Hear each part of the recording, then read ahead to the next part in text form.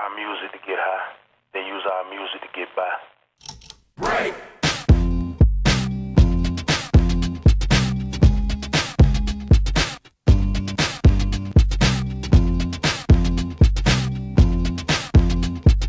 Follow the lights, they lead to something.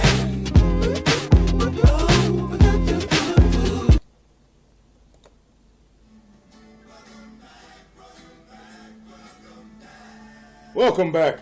You know, you're probably wondering, Chunky, why are you playing this silly ass music with you right now? Well, because welcoming back my team, baby. Back from the bye week fresh. Time to get back to work. Time to bust the Bears head open and go hunting. Hunting season's now open. So welcome back, baby. Time to get back to work.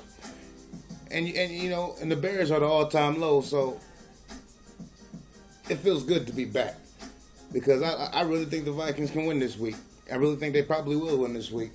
You know, that Jay Cutler cat, I wouldn't trust Jay Cutler to throw a party, much less a touchdown. So let's get to this week's picks. Welcome back to FASSCE. And welcome back, my Vikes, to competition. Welcome back, welcome back, welcome back. Welcome back.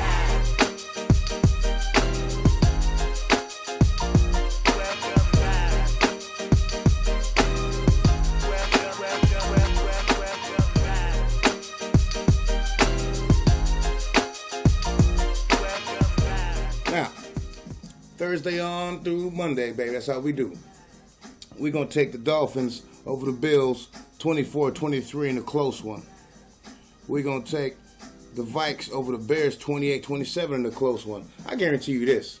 If the Vikings win by more than 2 touchdowns, Mark Trestman's getting fired. I'm just saying. He doesn't deserve to be there anyway. They should never let go of Lovie Smith. I've said that for the last 2 years. They should never let go of Lovie Smith. The way the Packers let y'all have it last week, another one of them, you're gone, homie. Now, the Browns over the Texans 27-24. Take the Seahawks over the Chiefs 30-27. It's going to be tough because the Seahawks usually play better at home, but we'll see what happens. We're going to take the Falcons over the Panthers 30-25. The Saints over the Bengals 33-30. The Washington Racists are back 27 over the Bucks 20. I'm going to take the Broncos 36 over the Rams 30. The 49ers 31 over the Giants 28. Close game. Sorry, Patrick Willis, that you out for the rest of the season. I miss you, homie. I love Patrick Willis. Y'all just don't know. Chargers, we're going to take the Chargers 27 over the Raiders 24. The Packers 30 over the Eagles 20. The Lions 27 over the Cardinals 20. The Colts 26 over the Patriots 23. I think the defenses are going to play a bigger role than people expect. And finally, the Steelers over the Titans 31-24. Welcome back.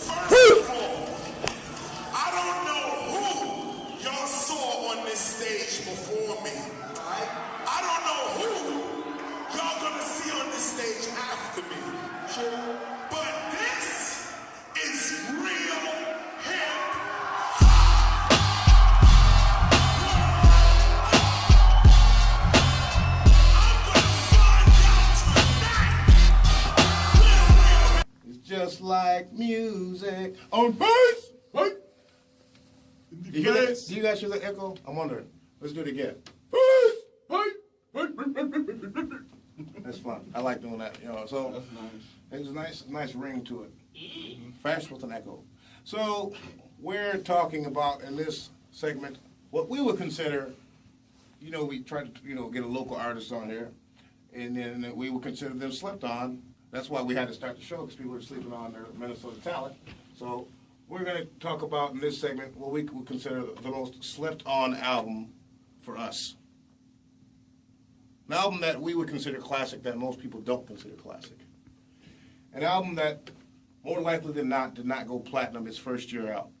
For instance, Biz, Nasty, so eloquently brought up a minute ago, that the DLC brought on an album out in 1989 that went platinum in 1994.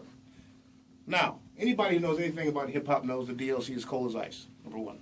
Mm-hmm. And so, whoever had the opportunity to buy that shit between 1989 and 1994 and did not, was sleeping. So that's what we mean by slept-on criteria. Parati-san, What album did you come up with as being slept on? Several albums that KRS-One made. You know.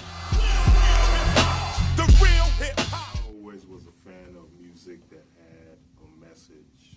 And I mean, it's good to have dance songs every now and then, but to me, a song has to tell a story and talk about real life problems. And everything that KRS-One did, I can't think of the album. But he always had a message in every song that he had. And he was able to rhyme it as if he was having a conversation with you, but rhyming as well. So, can't think of the name of the album, but he actually asked questions about, I mean, real life situations, about religion, you know, about the state of hip hop. I mean, it was also one of the unwritten rules where you don't battle him. He knew his stuff. I wouldn't battle him. You know. So I wouldn't battle most people. So yeah, him. Where's my time? Where's my time? Chop. Okay. All right, now let's see. I'm going to have to say most slept on album in the history of hip hop, as far as good hip hop, I'm going to say 93 to Infinity, Soul Submissive. And that's simply because people are not aware to real hip hop, man. They don't know what it is about. It's a lifestyle, man. It ain't just about putting shit in your pockets and being rich. It's about like that, man. Graffiti, Whose album is that again? Souls of Mischief, 93 Souls to of Infinity. Mischief. And the only thing that makes it old is, besides the actual year, is they actually put the year in the name of the major song, 93 to Infinity, which Freddie Gibbs, some lame-ass artist I don't like, ended up using the beat to. The beat is hella sick. They are very tight. They're tighter than the Virgin Lock in traffic. And you could just go ahead and put Laura Finesse down there as being one of the coldest MCs never to go platinum. And on any of his albums, Laura Finesse, and that's what, Ice Cube's cousin or some shit? Ice-T's, no, Ice-T's. Ice Cube, Ice-T, Ice Bucket, you know? Very good. I will pick an album that I have listened to at least once, you know, I make sure I listen to it at least a couple times a year. It's called Even in Darkness. And it's by So that was a collaboration between Outkast, L.A. Reid, Goody Mob, and a couple other cats from down south. It was an album that I think it might have sold 200,000 units its first year out on the racks, 250,000, which is not enough for an album of that caliber. It was an album that pretty much every track has a cerebral message in it somewhere, and a spiritual message in it somewhere. But it was like, the Dungeon Family. That's the whole collective was, and you got Outkast and all the different the Goody Mob and the L.A. Reid and Slim Calhoun, Sleepy Brown, Witch Doctor. When you put all them together, that makes a very unique sound. That like you could kind of feel like, hey, this beat sounds like it might have been an Outkast beat, but the way that the person whoever's spitting on it, they made it their own. So that whole album I thought was good from beginning to end. I don't like skipping no tracks on it. Right. It's called Even in Darkness, and you look at the cover, you feel like you're about to read a comic book. Everybody got to stay different, like whatever semblance or the imagery that they want to exude as being, a warrior, even in darkness. Everybody's got some people got a war paint on their face. Andre's dressed up like a fucking wizard-looking motherfucker. One nigga got a battle axe. So that CD, Even in Darkness, is like you got to be ready to go to war, even in darkness, whenever. So I just like that album. I thought that was pretty slept on, and every time I play it for people, they're like, "What is that?" And like, that's just one thing I say the entire state of hip hop is mad sleep on. That's Project Blown.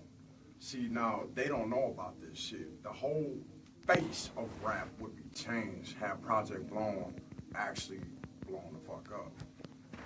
Project Blown was got the kick off because the manager got arrested or some shit, Delta Funky Homo Sapien, or somebody slept. Something happened where they slept. Hieroglyphics was all made up out of this. Somebody slept and didn't get the one dude out of jail. You look it up, Project Blown, and it never blew up. Had it blown up, they would have swamped the West Coast full of hip hop. Down south, I feel bad for them brothers. They would have got it. They would have never existed. They would have never came out. You would have never went through the Master P era where he was putting out a tape every 2 weeks. That was horrible. And it was bad. It was hip hop went. And shit like that's why we have to have the discussion. The most slept on album, because you got people who will saturate the market with their bullshit music. You know, Right. Master P. I remember that era, bringing a CD out every 2 months. Checkmate. Nigga, back out of check. Checker pass. Nigga, I don't want to see, you know. Cool rap shit. Cool rap and shit. And you fool children into thinking that's what hip hop is. Yeah, and they really started the whack culture. And I mean, they changed the shit, man. It went from, you know, just being cool, mellow out to everybody's a thug, everybody's a killer. No, you ain't. Not everybody's a killer. It is what it is. What we're telling you. Oh, go ahead. I got one. Oh. Oh. Yeah. It's the holiday season, and y'all did hip hop. I'm gonna do R&B. Okay. The most slept on R&B artist in my mind in this holiday season. So when you around your family at Thanksgiving and all that, put this dude on, and after you eat, you might be able to make a baby. Put that. Point at me, Put man. that Anthony. Put that Anthony Hamilton. Which Point one? gate. Which one? Anything Anthony Hamilton. Anything. Anthony Hamilton is cold. I got to give it to you, Mr. A. That's soul. He's cold. That's soul music, man. It's very cold. He said any Anthony Hamilton. That is album. a panty wetter. Mm-hmm. That sounds nasty. Around Thanksgiving, when you're too tired to do anything. Right after a big plate of turkey. Moistener. Why do they hate the Put word that Anthony moisture? Hamilton on, it might be a little activation. There you go. Hey, just make sure your girl does not have on edible panties. Because if it's a panty wetter, she will turn into sticky cotton candy. That's not so bad. Okay. And with that, please don't sleep on music. Go out and experiment and listen to some shit. You've heard some good stuff here. Peace! Hey!